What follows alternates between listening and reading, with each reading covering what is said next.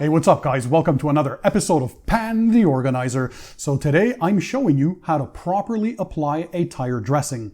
Now we all know that one of the last finishing touches to make that car look amazing and give it that final detailed look is to apply a tire dressing on the tires.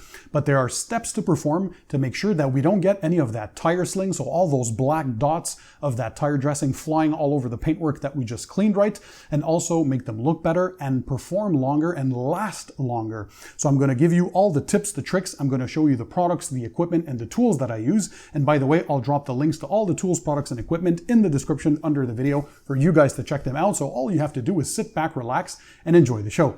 So hopefully you can tell on camera, this is my own Porsche 911 Turbo S. I've been driving in the Montreal winter weather, and they're quite dirty. So this, by the way, is only a few days of driving because I wash my car twice weekly, even during winter months. And I mean, road salts, it's caked basically. These are not the most hammered wheels and tires because they get regular cleaning, but you can see that they're quite dirty. So we're going to address specifically the tires in this video. So the wheels, I did a wheel cleaning tutorial previously on my channel, so be free, go ahead and check that if you want to. But today we're focusing on the rubber. So there's a few things that you're going to need, but the first order of business is always rinsing the car down. And by the way, when I'm washing a vehicle, I always start with the dirtiest parts of the vehicle, which are the wheels and tires. Why is that? Well, imagine if you do the opposite. So you wash the body first and then move on to the wheels and tires. Well, all that splatter and dirt can splatter back onto the clean paintwork that you just washed. So that's a big no-no. Typically, we always start again with the wheels and tires. And starting with the wheels and tires, whether you're using a regular garden hose or pressure washer, it doesn't matter. But we always start by rinsing it down because you're going to see this is going to knock the majority of the loose dirt and debris and all that gunk off the wheels and tires. So let's start with this.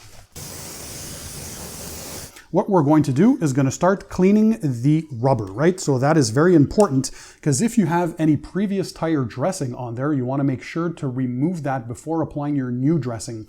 So one of the reasons why you often see tire sling is not only usually due to user error, so poor application process, but part of the application process is to remove any previous dressing. You don't want to be caking on or layering dressing after dressing after dressing, especially if you're switching to different dressing types, right, from different brands. Because that's going to lead to product buildup. It's not going to seep into the pores of the rubber properly. They're not going to bond correctly, and then they're going to start slinging all over your paint. Now, to do so, a lot of people use diluted all-purpose cleaners. So that's fine. Something like I like to use Coach Chemi, diluted either 5-to-1 or 10-to-1. Again, regardless of what you're using, people like Optimum Power Clean. There's a bunch of all-purpose cleaners. Or what I like to do is use a combination of a wheel cleaner and tire cleaner. So instead of having a dedicated product just for the tires and another one just for the wheels, I like combos that do both. And these were featured in a recent wheel and tire cleaners video that I've done. So they're ranking quite high. These are two of the best ones that I like to use. So the first one is P&S Brake Buster. So again, a wheel and tire cleaner. These are alkaline cleaners, by the way, so they have that cleaning and degreasing properties. And the other one is Adams Wheel and Tire Cleaner. So they both perform super well. What you do basically, always shake your chemicals before use, and you're going to spray liberally on the tire wall. So again, we're not focusing on the wheels today. We're just talking about the tires. So you're going to spray that on. Ideally, you're working in the shade on a cool surface, or in a garage if you can. Try to avoid sunlight, right? Direct sunlight. When you're detailing cars, it's always best to have the best user experience. You don't want those drying on the surfaces. So you're gonna let that dwell a few seconds. And the next part of the trick is to have a tire brush. Now, to get into those grooves, especially on tires that have more intricate designs inside them and patterns and lines and all that kind of stuff, what I like to use is a brush like this. This one here is a Tough Shine tire brush. So it has perfect ergonomics. It is very inexpensive. There are other good ones as well, depending on what size tires you have. This is a sports car with low profile tires, but you can have a brush like this for larger tires, right? And this one here, if you can tell, there's a contour, so it contours to the tires. And if you have big treads like mud tires or all-terrain tires on your larger SUVs or trucks or Jeeps, you can have a feather-tipped brush, something like this, that I love to use for engine bays and also for cleaning larger tires. So you can see the surface is a lot bigger. So what you're going to do, you're going to take the brush that you like to use, you're going to spray a bit of that wheel cleaner on there. And then you're going to start to agitate the product that's here on the surface. Now, as we're brushing, what we're looking for, hopefully you can tell on camera, is a white foam. So if your wheels are particularly caked and your tires are very, very dirty, it is normal that you're going to see some browning initially. So that browning is left over ozonites that might be in there, all the caked on dirt, traffic film, road grime, so it's normal. So you're going to do that, you're going to scrub, you're going to see all that browning come off, you're going to rinse and do another application until you get this white foam. So this car is well maintained, so that's why it's getting off pretty easily, but you're going to brush.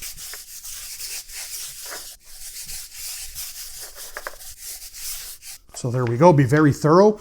And this is super important, especially before applying a tire dressing for sure.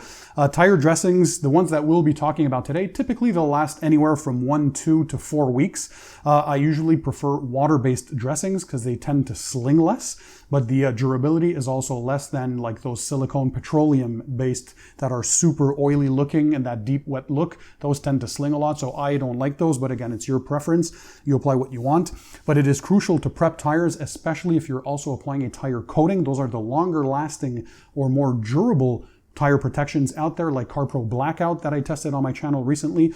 There's Luxury Microfiber Tire King, that's another great coating.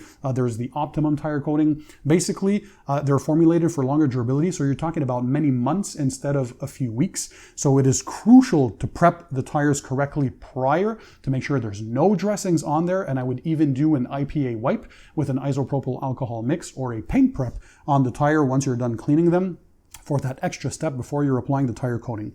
But I digress. Today we're focusing on tire dressings. So we first rinsed the tire and the wheel, and now we cleaned the tire itself with a tire and wheel cleaner, and now we're going to rinse all of that off.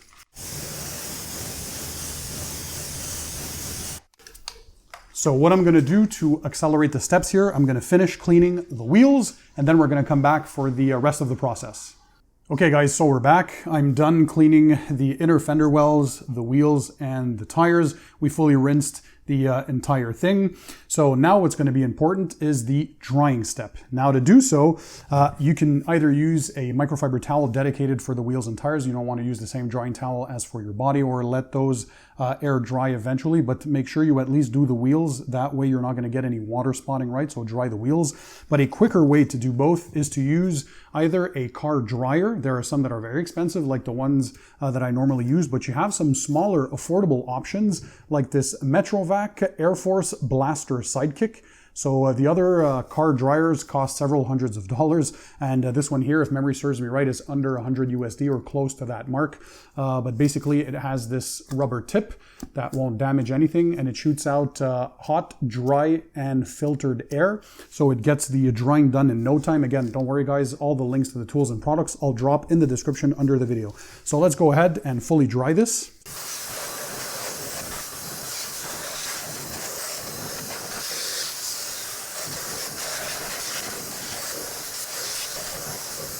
And there we go. So now we have a dry wheel and tire. By the way, before drying, of course, the wheels, once you're done cleaning the wheels and you've rinsed them, you would go ahead and wash the vehicle, of course. So I just did the wheel and tire here to accelerate the process of this video. And now is the time where we're going to apply a tire dressing.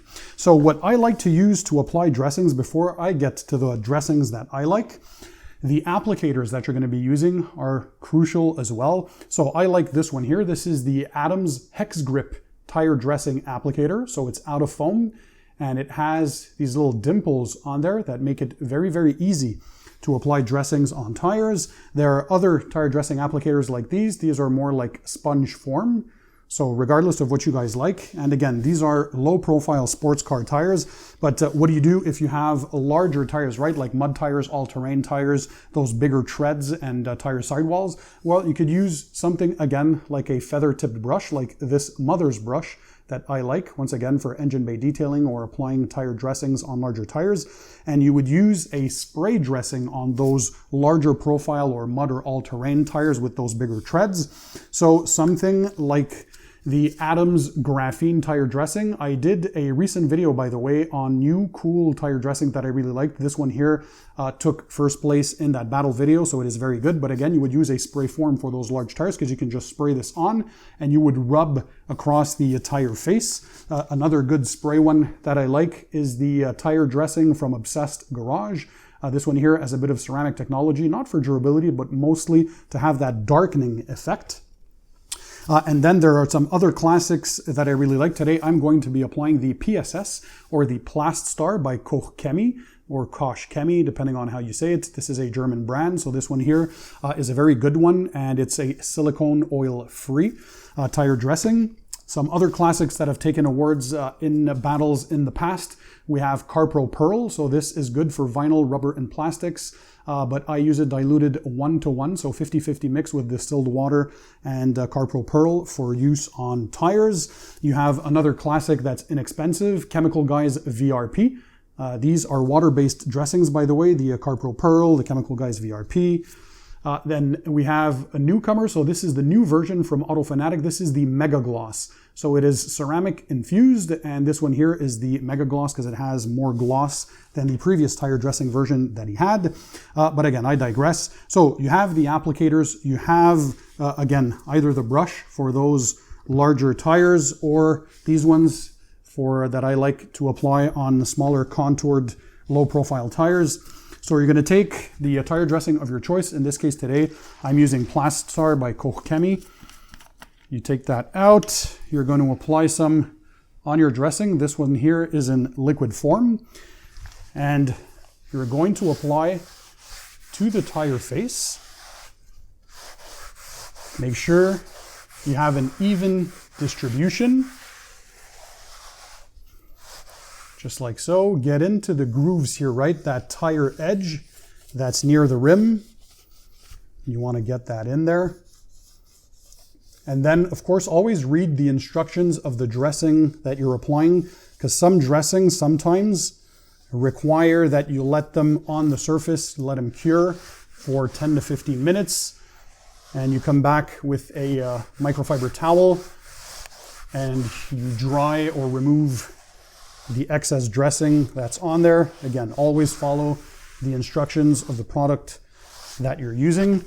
And you should be left with a very awesome looking wheel and tire. And this now not only promotes a better bonding because we prepped the tire properly, so the tire dressing is going to bond better onto the surface. It's going to last a lot longer as well, because if it bonded to the rubber itself, it's going to stick there for more, so you have a better chance of reaching the maximum durability claims of that product. So the tire dressings typically that only last a few days or one rainfall, sometimes it's not the fault of the product itself, but it's user error. So if it's a dressing that's supposed to last 2 to 4 weeks or more, like a few of these in this demo here today, well, they should be lasting all that long. However, you have to make sure that you prep them correctly. So you're going to have this result. Now, one pro tip to make sure that you cover this bottom part here that's touching the ground, what you do is you either bring your car back or forward 1 foot to expose that part of the tire, and then you come back with your applicator and you cover that portion. That way you make sure you get the entire tire tread and you have that ultimate clean, detailed look. Guys, all the tools, products, and equipment, I'll make sure to link in the description under the video for you guys to check those out. Smash the thumbs up button to show me that you enjoyed this video. By the way, a question that's often asked, you see these carbon ceramic brakes that I have on my Porsche. So how do you clean the wheels on vehicles that have these expensive brake systems? Well, you'll see that in an upcoming video, so stay tuned. And to not miss it, click the subscribe button that's found under this video, and that way you'll subscribe to my channel and never miss my future videos. So thanks for being there, thanks for watching, and in the meantime, don't forget, keep it tight, keep it clean, and I'll see you on the next one.